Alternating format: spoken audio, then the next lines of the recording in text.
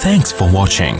Don't forget to like, comment, share and subscribe to Mufti Tariq Masood, famous scholar.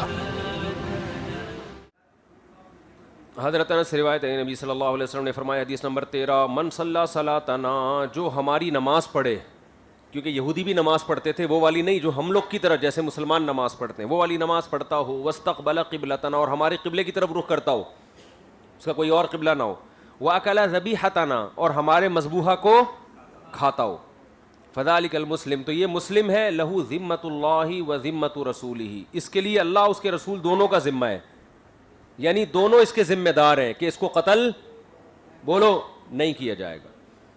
فلا تغفر اللہ فی ذمتہ، لہذا اللہ سے خیانت مت کرو، اغفر یغفر، خیانت کرنا، خیانت مت کرو اللہ کے ذمے کے معاملے میں. کیا مطلب؟ اللہ نے جب ایک شخص کا ذمہ لے لیا ہے تو تم اس بندے کو قتل کر کے اللہ کے ذمے کو مت توڑو.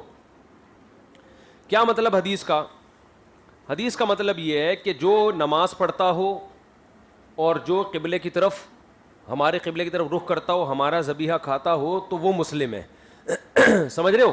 قادیانی اس حدیث سے استدلال کرتے ہیں کہ بھئی ہم بھی تمہارے قبلے کی طرف رخ کرتے ہیں، ہم بھی ذبیحہ آپ کا کھانے کو حلال سمجھتے ہیں اور ہم وہی نماز پڑھتے ہیں، صحیح ہے نا؟ تو ہم بھی کیا ہیں؟ مسلم ہیں. تو یہ حدیث، اس طرح کی اور بہت ساری احادیث ہیں، تو یہ خوب سمجھ لیں کہ احادیث میں جب اس قسم کی باتیں آتی ہیں نا کہ جو قبلے کی طرف رخ کرتا ہو، یہ کرتا ہو، یہ اصل میں اسلام کی ایک اجمالی تعبیر ہے، اسلام کی ایک اجمالی تعبیر ہے. کیونکہ اس وقت، جس وقت نبی نے یہ فرمایا، اس وقت مسلم ہونے کی بڑی علامتیں یہی تھیں. اس کا یہ مطلب نہیں ہے کہ جو اسلام کے بنیادی ضروری عقائد کا انکار کرے، بس یہ چند کام کر لے تو وہ بھی مسلم ہے. تو اس وقت اسلام کی بڑی بڑی علامتیں کیا تھی؟ یہی تھی. یعنی اگر آپ کسی میں یہ عمل دیکھتے تو یقین ہو جاتا کہ یہ کیا ہے؟ مسلم ہے. یعنی یہ یہودیت کو بھی چھوڑ چکا ہے، عیسائیت کو بھی چھوڑ چکا ہے. تو اور بھی اس طرح کی احادیث آ رہی ہیں، جو یہ کام کر لے وہ مسلم ہے، جو یہ کام کر لے وہ مسلم ہے، حالانکہ اس کے علاوہ بھی ہیں. تو وہ سب اصل میں اجمالی تعبیرات ہوتی ہیں کہ اس وقت اسلام انہی چیزوں سے پتہ چلتا تھا کہ یہ غیر مسلم نہیں ہے بلکہ کیا یہ مسلم ہے. کیونکہ ختم نبوت کے انکار کا تو تصور نہیں تھا نا اس وقت، نہ ختم نبوت کے انکار کا مسئلہ تھا، نہ زکوٰۃ کے انکار کا. حضرت ابو بکر کے بعد زکوٰۃ کے منکرین پیدا ہوئے. پھر تو اسلام کی جہاں بھی اجمالی تعبیر آئے گی، اور اسی طرح فقہا نے بھی اس عقیدہ طحاوی میں لکھا ہے کہ جو قبلے کو فالو کرتا ہو وہ مسلم ہے. تو یہ سب، اس کے لیے ایک لفظ یاد کر لیں کہ یہ اسلام کو تفصیل سے نہیں ڈیفائن کیا جا رہا بلکہ اجمالی طور پر ایک خاکہ پیش کیا جا رہا ہے. اور یہ اجمال میں انہی چیزوں کا ذکر اس لیے کیا کہ جس وقت یہ بیان کیا جا رہا تھا اس وقت یہ اس کی علامت تھی کہ یہ کیا ہے؟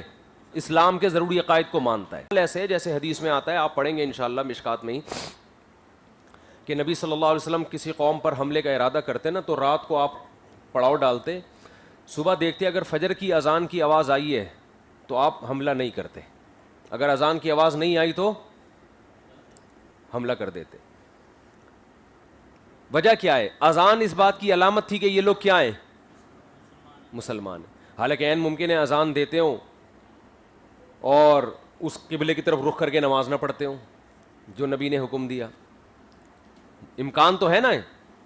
لیکن اذان دینا اس کی علامت تھی. بھائی اس وقت جو اذان دے رہا ہے اس کا مطلب اسلام قبول کر چکا ہے. تو جو اسلام قبول کرتا ہے وہ تمام لوازمات کے ساتھ ہی کرتا ہے، تو وہ اسی قبلے کو بھی فالو کرے گا، ختم نبوت کا بھی قائل ہوگا، وہ تمام چیزوں کا. تو اب اگر کوئی کہے نبی تو صرف اذان دیکھ کے حکم دیتے تھے کہ حملہ نہیں کرنا ہے، اور آج تو مثال کے طور پر ہندوستان پہ پاکستان حملہ کرے اور وہاں ہندو اذان دینا شروع کر دیں مندروں میں، اور یہ حدیث پیش کریں کہ نبی نے تو حکم دیا جہاں اذان ہو رہی ہے حملہ نہیں کر سکتے، تو یہ حدیث سے استدلال ان کا غلط ہوگا. ہم کہیں گے اذان یہ علامت تھی کہ یہ پراپر مسلم ہو چکے ہیں. تو جہاں یعنی جن شاعر سے یہ پتہ چل رہا ہو کہ یہ پراپر اسلام قبول کر چکا ہے تو اس کا مطلب یہی ہوتا ہے کہ تمام لوازمات کے ساتھ. تو جو اس قبلے کو فالو کرتا ہے، جو نبی والی نماز پڑھتا ہے، وہ ختم نبوت کا قائل بھی ہوتا ہے. اگر وہ نہیں ہوگا تو یہ نماز اس کو فائدہ نہیں پہنچائے گی. تو یہ بہت اچھا لفظ ہے, یہ یاد کر لیں کہ اسلام کی اجمالی تعبیرات ہوتی ہیں ان احادیث میں, تو یہ کل اسلام بیان نہیں کیا اس میں. آگے چلو بھائی, حدیث نمبر 14. کیا بول رہا ہے؟ ہاں, تو جو نبوت کے جھوٹے دعوے تھے مسیلمہ کذاب, تو اس کے خلاف صحابہ نے لڑے نا, حالانکہ وہ تو اسی قبلے کو فالو کر رہا تھا جو نبی, یہ تو ہمارے دعوے کی اور مضبوط دلیل ہو گئی. مسیلمہ کذاب نے تو نبوت کا جھوٹا دعویٰ کیا, تو صحابہ نے اس بیس پر اس سے لڑے ہیں, قتل کیا اس کو. ہاں, اس بیس پہ صحابہ نے اس سے لڑائی کی ہے. اس کو نہیں دیکھا کہ نماز پڑھ رہا ہے یا ہمارے قبلے کو فالو کر رہا ہے, اس لیے کہ یہ بھی ضرورت ہے اسلام میں سے. چلو بھائی.